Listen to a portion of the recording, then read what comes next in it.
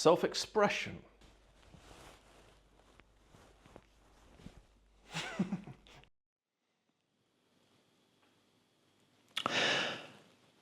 Self-expression is the freedom to allow the natural state of who we are to be expressed. And without that, we are causing our system to be in resistance, which can have a great deal of effects, adverse effects for our health, our well-being, and our happiness.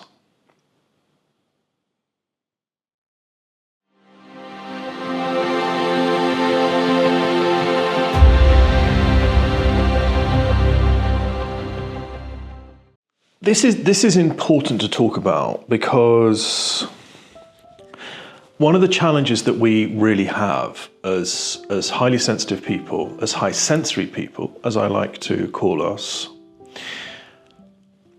is that much of the time we're not quite sure who we're supposed to be being. Now, you could say that that is the case for all people, and it is to some extent, of course. Being the truth of who we are, being in our authenticity, is something that all human beings are aspiring to. For us as HSPs, we have a little bit of an additional conundrum when it comes to this, because we're aware that we're different. And that's the benefit of who we are. We're supposed to be different. We're wired to be different. I know I say this a lot in the videos on this channel, but I can't emphasize this more. The fact that we're different is a good thing, right? So we're wired to perceive differently. We're wired to process differently. And we're wired to share that perception into the world in a way that is authentic for us. And that's the importance of our authentic self-expression, is because we are here to convey what we can see. In the animal kingdom, they know how to use this. So 100 species of animals have the trait, right? So when a community of animals are moving into a new area of pasture, let's say, or a new area of territory, the high sensory members of the animal community, whether they are in leadership or whether they are in co-leadership or however it's running, they are relaying information about the safety of the area and whether it's nutritious. So it has a survival element to it and an evolutionary benefit to it, which it absolutely has for us in the human world. And we have the additional element of our conscious awareness being where it is and how we can use the trait to benefit humankind. That's for another conversation. For the purposes of this conversation, the trouble that we can have, or the conundrum that we're in, is that we know we're different and we're told we're supposed to be like everyone else in order to be happy and successful in the world. And that causes us it causes a conflict inside. It's, well, I feel this and I'm seeing this and I know this, but I'm being asked to be someone else. And that's what causes self-rejection and depression and all of those difficulties. And if that's the case for you and you're really struggling with that, there are other videos on the channel. Please check those out about depression, the causes of it. It doesn't need to be like this. We are allowed to be who we are.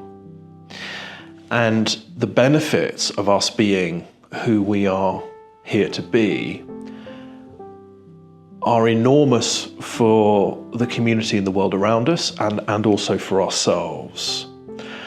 And in this video, I really want to talk about the benefits of this for ourselves personally. When we're in a place of natural self-expression, there is a lot that aligns in us. So if you tune in to how you're feeling right now, perhaps, or perhaps what happens when you are in usual environments, how you're feeling in your body. If you're feeling a lot of resistance and you're feeling cut off from yourself, perhaps you're spending a lot of time above the shoulders, focusing in the head, not feeling into the body, not grounding, not being present in the moment, that has a cost. And this is an invitation to recognize that and to feel into that. And most importantly, to tune in to what natural self-expression actually means for you personally. So for instance, if you have a friend who is highly extroverted and you're highly introverted, but the two of you love each other and you get on very, very well, if you're trying to find your happiness by copying your friend and being highly extroverted, that's not going to work for you. Now, it may be that you are,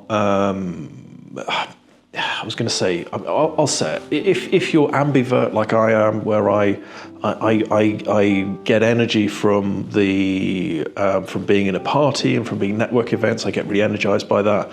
But if I do that for too long, then I'm absolutely exhausted. So I have to balance that kind of behavior, but I am in both of those worlds. So my invitation is to get curious about what this is for you.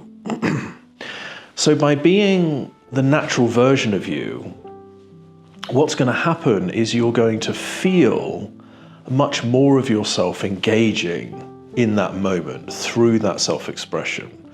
So let's say something important is happening for you, or a conversation that's important is happening for you, and you can feel the importance of that bubbling up in you, and you want to engage and you want to talk into that and contribute to that conversation. You'll notice that there are different areas of you that are firing. You may feel parts of yourself that you don't feel very often. Maybe if you're in your head a lot of the time, perhaps you're starting to feel your legs, and you're starting to feel yourself standing on the ground, and you're starting to feel yourself present in the moment. And you feel this urge to share and to speak. This is your natural self-expression. This is the natural energy of you that wants to come forward and wants to be seen and expressed and heard in the world. If we're not allowing that, and we're in constant repression of that because we are in conflict around our identity, if we're in conflict around what's being expected of us, let's say, then it's going to take its toll on our body, on our well-being, and of course our health, right? And that's because nature doesn't like to be repressed. Nature likes to be expressed. And there's a good reason for that, because all of us have a role to play in the greater context of the world. So my invitation is to explore this, to feel into this, to ask yourself in each moment, am I being me right now?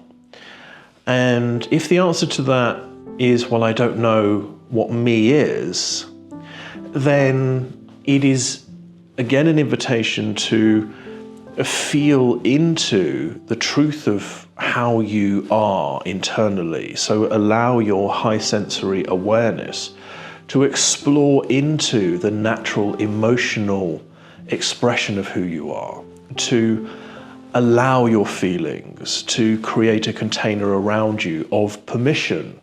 I give myself permission to be me.